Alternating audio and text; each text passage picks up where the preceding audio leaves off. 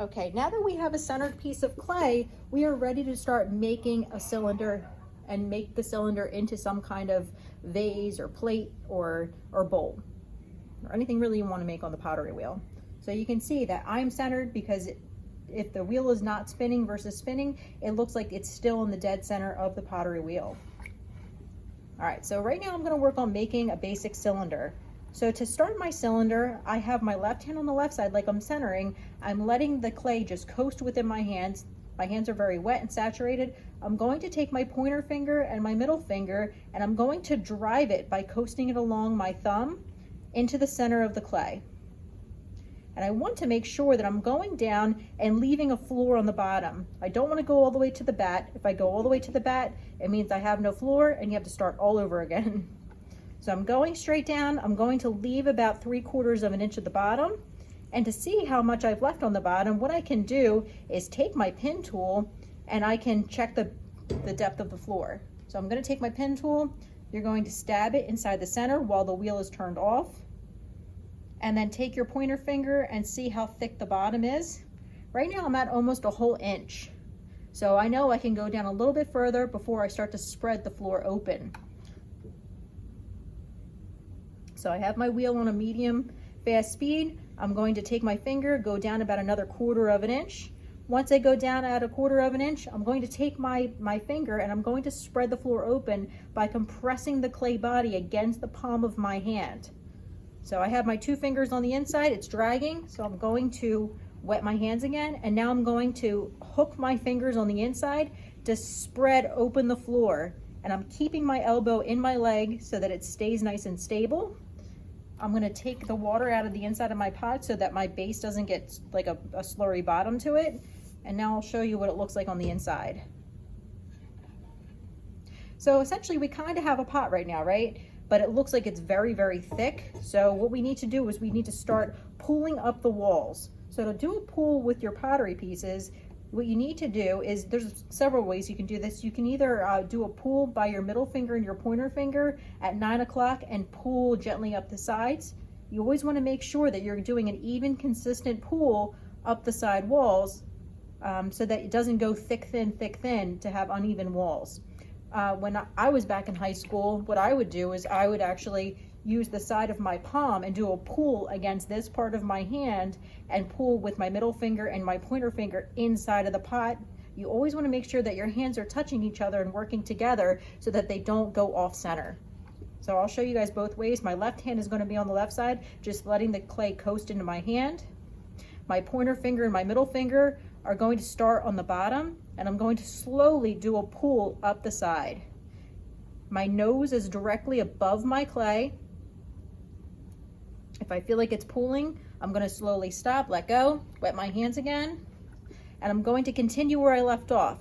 Add more water because I feel like it's dragging a little bit. I'm going to pinch. I like to get more dexterity between my fingers by using my middle finger and my pointer finger on both sides.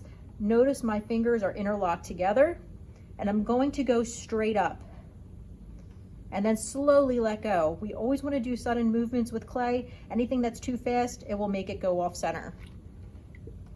If it seems like your rim is much thinner than the rest of it, you can always do a compression. To compress, what I like to do is cradle the sides with my left hand with my pointer finger and my middle finger. You can take your pointer finger from your right hand and slowly let it compress and make it nice and even on the top. I'm going to do another pull at the bottom between the floor and the wall where they meet. That is the hardest area to really get it so that it's that 1/4 of an inch all the way up the side wall. So you really want to focus down here, maybe letting a few rotations go through your fingers before you start going up the side wall. So I'm pinching, pinching, pinching. I'm hooking my fingers together and I'm letting the clay go up the side wall. I'm going straight up. You can see my cylinder is starting to form. If your clay starts to go out, you could do something called collaring. That's when you take your hands, you wet them, and you're going to collar the clay in and bring the clay back in to make it go inward. Whenever you do a collar, when you compress the clay, you want to follow it with a pull so that you can thin the walls out again, because it makes the clay thicker when you collar it in. because you're really just squishing that clay body in again. You're compressing it, you're making it shorter, you're bringing it in. So I'm going to follow it with a pull. And I try to keep my hands going straight up and down to make that cylinder nice and straight. I'm going to do another pull because I can still feel it's thicker on the sides. I'm going up very slowly so that it does full rotations around my fingers when I'm going up the side wall. If I go up too quickly, it's going to make a spiral going upward up the side of my clay. It looks like it's a little bulbous in the center, so I'm going to collar it now. If you collar too much like this and you want it to come outward, you can always pull the clay outward by having one hand cradled on the inside, pushing it more toward the outside. I'm going to do another pull along the bottom. You can see that my body, my face is more on the outside of my clay. My elbow is still laying on the side of my leg, and my feet are flat on the floor to give me stability.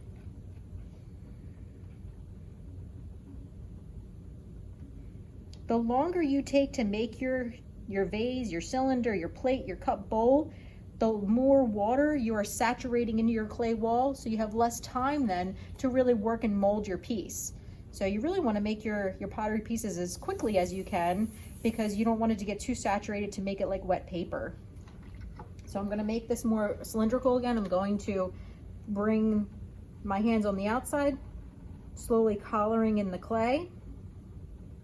If your rim gets wonky, if it's uneven, you can always trim your rim too. So you take your pin tool or your needle tool.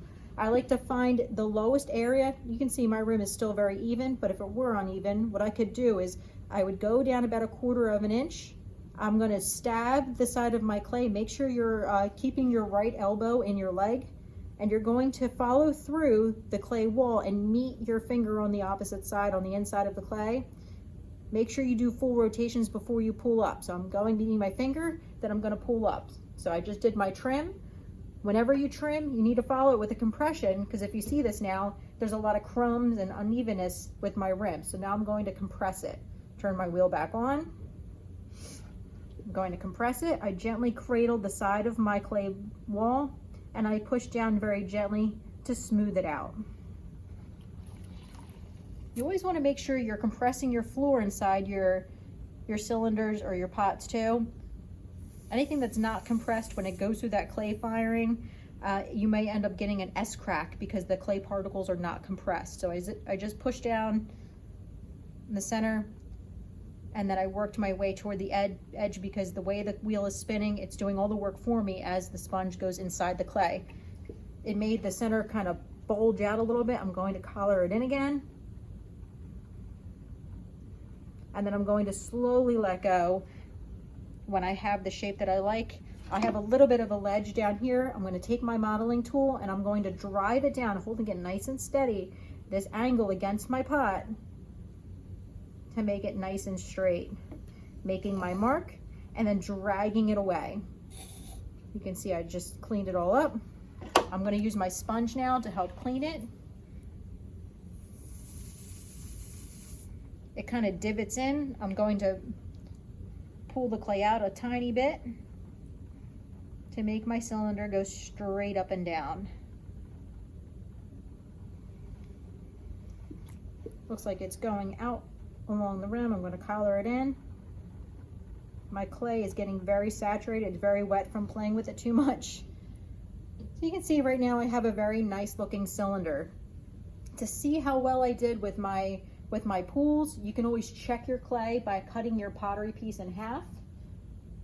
Essentially, we want to have it the same thickness from the bottom to the top. So I'm going to use my wire clay cutter.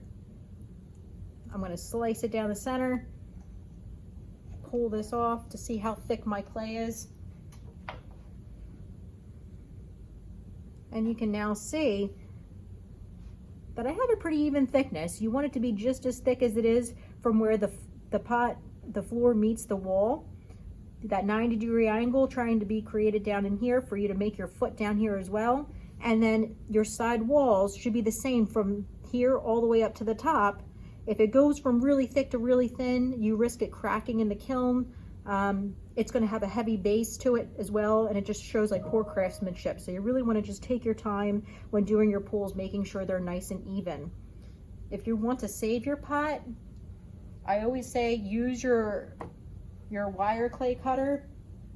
Obviously, I'm not going to save this one because I just cut it in half, but if you were to save it, you always use your wire clay cutter, hold it nice and tight, wrapping it around 2 fingers like so. Make sure your thumbs are pushing it against the bat, and you're going to release it from the wheel like that. And you're not going to touch your pottery piece because now you have these nice like lines that you created it within here. And what I'm going to do is now pop this off the wheel head and leave this off on the side to dry, so that later I can just pop this right off the bat and then trim this later on. So that's how you make a cylinder.